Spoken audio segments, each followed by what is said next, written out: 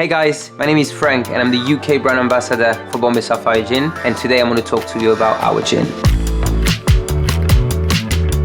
So our gin is a London dry gin and it is made with 10 exotic and expertly sourced botanicals.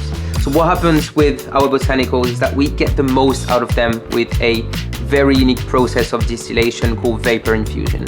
Now the result is something really balanced and real canvas for creativity. There is loads of way to stir creativity and make delicious drink with Bombay Sapphire Gin, and I'm going to show you 3 of my favorite syrups right now.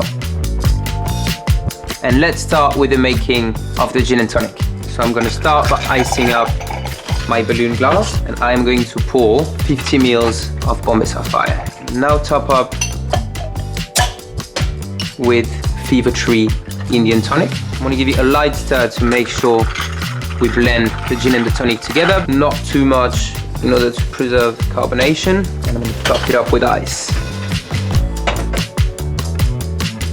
I am going to garnish my gin and tonic with a lime wedge because it is my personal favorite and it brings out the citrus aspect of Bombay Sapphire Gin, but feel free to get creative and garnish your gin and tonic with your favorite ingredients or whatever you have at home.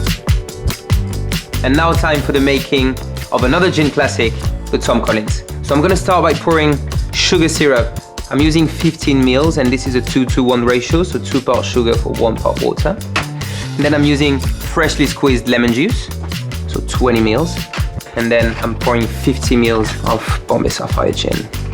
Give it a little stir just to make sure the ingredients are well blended together. I'm now going to ice up. I'm going to top it up with soda water. I'm going to give it a gentle stir.